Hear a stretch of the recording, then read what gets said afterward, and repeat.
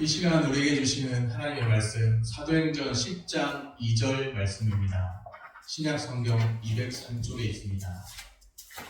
그가 경건하여 온 집안과 더불어 하나님을 경외하며 백성을 많이 구제하고 하나님께 항상 기도하더니 아멘. 샬롬. 주님의 평강이 함께하기를 소원합니다. 우리 가정의 달에 우리 모든 가정이 믿음의 가정으로 세워지기를 축복합니다. 오늘 본문의 경건한 가정, 오늘 본문을 통해서 경건한 가정에 대해 살펴보려고 합니다. 사도행전 누가복음을 누가 지었나요? 누가가 기록했습니다. 원저자는 하나님이시지만 사도행전 누가복음 사도행전 이제 기록자, 인간 기록자는 누가입니다. 누가가 특별히 한 인물 고넬료라는 사람, 그 가정을 주목하고 있는데요. 그가 어떤 사람이었나요? 로마 군대 백부장이었습니다. 백부장은 뭔가? 백부장은 100명을 거느리는 지휘관입니다. 천부장 하면 이제 1000명을 거느리는 지휘관이겠죠. 100명을 거느리는 로마 군대 지휘관입니다. 그 백부장 그 고넬료라는 사람의 가정을 오늘 누가가 조명해보고 있죠. 오늘 우리가 읽은 말씀에는 그가 경건하여, 고넬료 가정의 특징을 한마디로 그가 경건하여 그렇게 표현한 것을 볼 수 있습니다. 경건하여, 이 표현은 고넬료의 생활 전체를 대변해 줍니다. 오늘 우리도 성경에 기록될 수는 없겠지만 하나님 보실 때 경건하다, 경건한 가정이다, 그렇게 하나님이 인정하시면 얼마나 좋겠습니까? 경건한 고넬료의 특징을 세 가지로 한번 살펴보겠습니다. 경건한 고넬료의 세 가지 특징이 경건한 가정의 특징입니다. 오늘 우리 모든 가정이 경건한 가정으로 세워지기를 소원합니다. 고넬료의 가정이 어떤 가정인가요? 첫째로, 온 집안이 하나님을 경외하는 가정입니다. 우리 한번 따라해 볼까요? 하나님을 경외하는 가정. 네, 하나님을 경외하는 가정인데 특별히 앞에 온 집안과 더불어서 하나님을 경외하는 가정이라고 말씀합니다.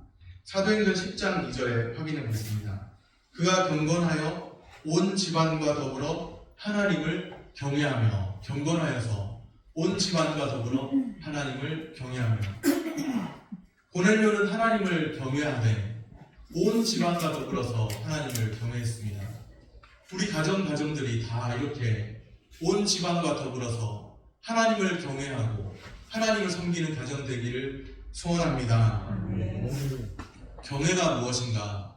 문자적인 뜻은 공경한다, 두려워한다, 공경하고 두려워한다, 그런 뜻이죠. 경외, 공경한다 할 때 경하고, 두려워할 때 공경하고 두려워한다, 그런 뜻입니다.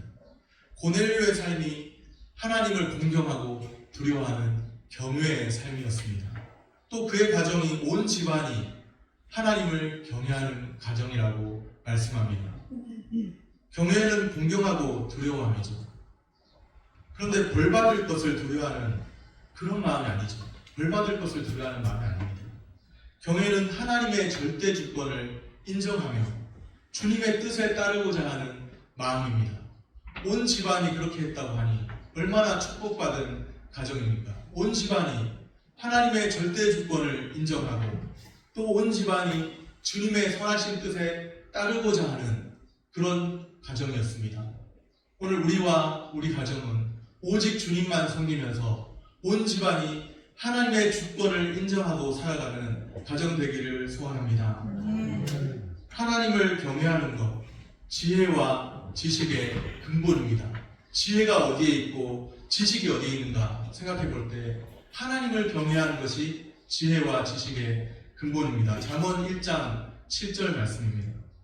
여호와를 경외하는 것이 지식의 근본이거늘 미련한 자는 지혜와 훈계를 멸시하느니라. 미련한 자는 여호와를 경외하지 않겠죠. 여호와를 경외하는 것이 지혜와 지식의 근본인데 어리석은 자는 그 마음에 이르기를 하나님이 없다더라. 시편 14편 1절에도 그렇게 말씀하고 있습니다.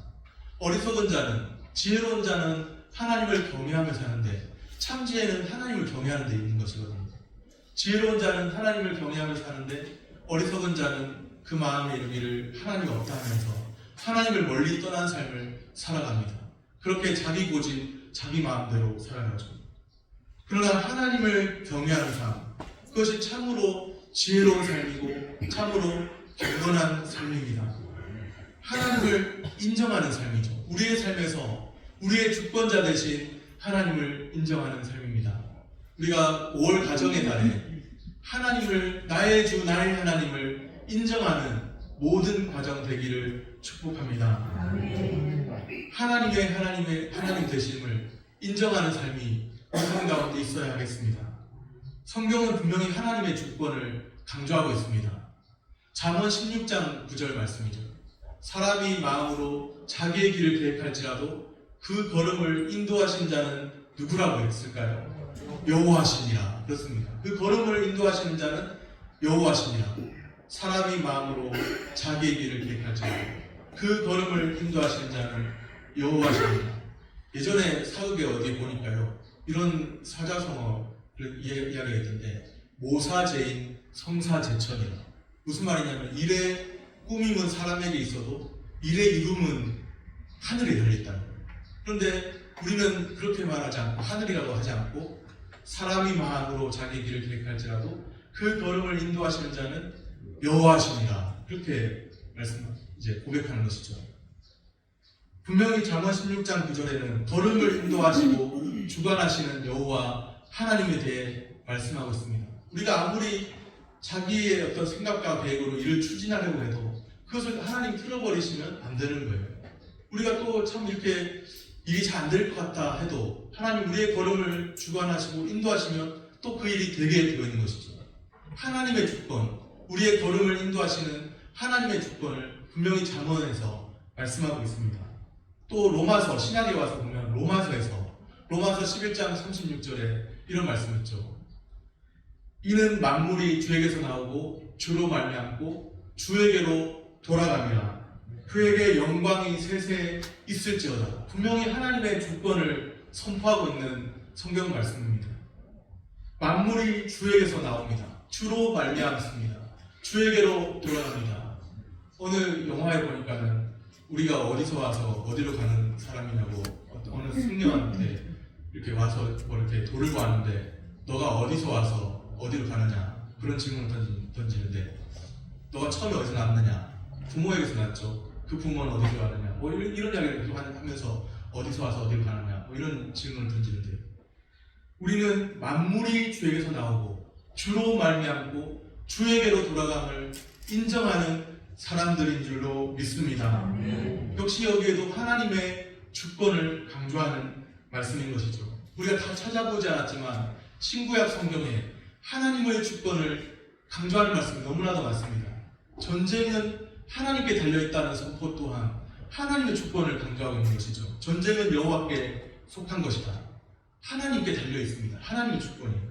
인간의 생사화복도 하나님의 주권에 달려있습니다. 개혁신앙의 핵심이 바로 하나님의 절대 주권입니다. 로마서 11장 36절이 하나님의 절대 주권을 강조하는 가장 명료한 말씀이죠. 신구약의 대표적으로 잠언, 로마서를 살펴보았지만 많은 말씀들이, 성경의 많은 말씀들이 하나님의 주권을 강조합니다. 고넬료의 가정, 그 가정은 하나님을 경외하는 가정, 하나님의 주권을 인정하는 가정이었습니다. 하나님 경외의 신앙이 바로 하나님의 절대 주권을 인정하는 신앙입니다. 하나님 중심의 신앙이죠. 오늘 우리와 우리 가정들이 하나님 중심으로 우리의 삶이 하나님 중심으로 걸어가는 길이 되기를 소원합니다. 고넬료와 그의 가정은 하나님을 경외했습니다. 오늘 우리 가정도 하나님을 경외하는 가정 되어야 하겠습니다. 온 집안과 더불어서 나만 아니라 온 집안과 더불어 주 예수를 믿으라 그리하면 너와 내 집이 구원을 얻으리라. 우리를 통해서 우리 주변까지도 우리 주변에 있는 사람들도 주님께로 돌아오고 온 집안이 주님, 온 집안과 더불어서 주님을 경외하는 그 역사가 우리 가운데 나타나기를 소원합니다. 고넬료의 가정은 또 어떤 가정이었나요? 둘째로, 첫째로 하나님을 경외하는 가정이라고 말씀드렸고요. 둘째로 백성을 많이 구제하는 가정입니다. 사도행전 10장 2절에 우리 한 절 말씀 계속 보고 있는데 거기 말씀을 보면 그가 경건하여 온 집안과 더불어 하나님을 경외하며 그 다음에 나오는 말씀이 백성을 많이 구제하고 백성을 많이 구제했습니다. 고넬료는 타인을 구제하는 자였습니다. 다른 사람을 구제하는 자였죠. 백성을 구제했다는 말은 꼭 궁핍한 자들을 경제적으로 도왔다는 말입니다. 그것도 많이 도왔다고 되어 있죠. 초대교회 당시 궁핍한 자에 대한 구제가 깊은 관심거리였습니다. 오순절에 성령이 충만하게 그 교회 가운데 임하시자 예루살렘 교회 성도들의 삶이 어떤 삶이 되었나요? 구제하는 삶이었습니다. 사도행전 2장 45절 말씀입니다. 또 재산과 소유를 팔아 각 사람의 필요를 따라 나눠주며, 참 이렇게 하기가 쉽지 않은데 성령이 역사하시니까 재산과 소유를 팔아 각 사람의 필요를 따라 나눠주었다. 교회가 제대로 세워지면 이런 일들이 나타나게 됩니다. 고넬료는 백성을 많이 구제한 사람으로 기록되었죠. 구제는 하나님께 인정받는 사람들의 삶에서 나타나야 할 모습입니다. 구제는 만몬, 곧 물질 만능주의를 선택하지 않았다는 표현이죠. 하나님을 선택한 것을, 물질과 하나님 사이에서 하나님을 선택한 것을 드러내는 시금석입니다. 하나님과 물질 사이에서 하나님을 선택한 것이죠. 자신의 주머니가 회개해야 참 회개라는 말이 있습니다. 자신의 주머니가 회개해야 참 회개라고 합니다. 물질보다 하나님을 선택하고 타인을 구제하는 삶이 곧 고넬료의 삶이었습니다. 타인을 구제하되 많이 구제하는 삶이었습니다. 없어서 구제 못하고 있다고 구제하고 꼭 그렇지는 않죠. 물론 어느 정도는 맞습니다. 너무 없으면 하기 어렵죠. 그렇지만 어떻게 구제를 하나요? 없으면 못하는데, 저의 목회 경험상 알게 된 것은 어려운 형편 가운데 있는 사람이 더 많은 헌신을 하더라는 것을 보게 되었습니다. 없어서 구제 못하고 있어서 구제하고 반드시 그렇지는 않습니다. 우리의 환경을 초월해서 구제하는 일도 나타날 수 있다는 것이죠. 우리의 마음에 은혜와 감동이 있으면 되는 것이죠. 우리의 마음에 은혜와 감동이 있으면 자발적으로 누가 구제하라고 등 떠밀지 않아도 자발적으로 구제하는 일을 하게 됩니다. 반대로 많이 있어도 아까워서 나누지 못하는 사람도 있습니다. 그 마음에 주님 주시는 은혜가 머물러 있으면, 감동이 있으면, 그 마음에 충만한 기쁨과 그 은혜를 나누기 원하는 마음이 있으면 되는 것이죠. 오늘 우리 가정에 경제적 형편으로 인해 겪는 어려움들이 다 사라지고 모든 어려움이 잘 풀려지면 좋겠습니다. 우리 가정의 상황들도 주님이 다 풀어주시고 타인을 구제하는 가정으로 서게 되면 좋겠습니다. 고넬료의 가정과 같이 타인을 구제하되 많이 구제하는 가정 되기를 소원합니다. 고넬료의 가정은 또 어떤 가정인가요? 첫째로는 여호와를 경외하는 가정, 둘째로는 구제를 많이 하는 가정이라고 보았는데요. 셋째로 하나님께 항상 기도하는 가정입니다. 그렇죠. 사도행전 10장 2절 말씀, 우리 2절을 한 목소리로 같이 읽겠습니다. 그가 경건하여 온 집안과 더불어 하나님을 경외하며 백성을 많이 구제하고 하나님께 항상 기도하더니. 아멘. 고넬료는 하나님께 항상 기도했습니다. 이것은 그냥 쉬지 않고 끊임없이 하루 24시간 했다는 말이라기보다 끊임없이 그런 기도했다, 중단 없이 기도했다는 말씀인데요. 그뿐만 아니라 어려움이 있을 때마다 항상 주님께 매달리고 기도하고 주님을 향해 갈급한 마음으로 기도했던 사람이었습니다. 항상 기도하는 자를 주님이 경건하다 말씀하시고 주님이 기뻐하십니다. 하나님의 뜻 가운데 기도가 있기 때문이죠. 하나님의 뜻 가운데 기도가 있습니다. 항상 기뻐하라, 쉬지 말고 기도하라, 범사에 감사하라. 이는 예수 안에서 너희를 향하신 하나님의 뜻이니라. 하나님의 뜻이 무엇이냐고, 하나님의 뜻이 무엇인지 누가 알 수 있냐고 우리가 생각할 수가 있는데요. 하나님의 뜻이니라. 이는 예수 안에서 하나님의 뜻입니다. 항상 기뻐하라. 그 다음에 나오는 말씀이 쉬지 말고 기도하라. 항상 기도하라는 거예요. 데살로니가전서 5장 17절 말씀이죠. 이 말씀은 기도에 열심을 내라는 뜻입니다. 뭐 이렇게 하루 24시간 어떻게 기도할 수 있습니까? 우리가 부단하게 중단 없이 우리가 하나님을 향해서 기도하라는 말씀이죠. 기도로서 늘 주님과 교통하라는 말씀입니다. 우리가 기도해야 더 하나님의 뜻을 발견하게 되는 것 같아요. 내 생각대로 일하지 않고. 그래서 유럽에는 그런 말이 있대요. 기도하지 않고 일하는 것이 이제 저주라고, 그런 말이 있대요. 기도하지 않고 일하는 거. 기도하지 않고 일해보라. 너의 생각대로, 너의 마음대로. 그것이 바로 그 하나님의 어떤 뜻과 무관하게 행할 수 있는 그런 일들이 되는 것이죠. 역사 속에서 항상 기도한 신뢰가 있죠. 예수님이 한적한 곳에서 항상 기도하셨습니다. 구약에서는 사무엘이 이렇게 기도한 사람입니다. 사무엘서 12장 23절에 사무엘이 말합니다. 나는 너희를 위하여 기도하기를 쉬는 죄를 여호와 앞에서 결단코 범하지 아니하고. 사무엘은 기도하기를 쉬는 죄라고까지 표현하고 있습니다. 사무엘은 그의 말처럼 기도하는 사람이었죠. 또 신약에서는 고넬료가 하나님께 항상 기도하는 사람으로 되어 있습니다. 항상 하나님을 기뻐하고 하나님을 경외하고 백성을 많이 구제하고 항상 기도하는 이 사람을 향해서 경건하다, 그렇게 표현했죠. 물론 신약 신구약에 또 고넬료 외에도 신구약에 더 많은 사람들이, 다니엘도 그랬고 더 많은 사람들이 기도의 사람이었습니다. 경건한 사람은 기도의 사람입니다. 경건한 가정은 다른 가정이 아니라 뭔가 예배의 자리에 잘 참석해서 그냥 찬양을 부른다고 경건한 가정이 아니라 늘 주님과 기도로서 교통하는 가정, 경건한 가정입니다. 흔히 기도에 대해서 말할 때마다 우리는 기도를 무엇에 비유하나요? 영혼의 호흡, 또 하나님과의 대화, 그렇게 표현하죠. 정확한 표현입니다. 하나님은 우리의 뜻과 계획을 너무나도 잘 아십니다.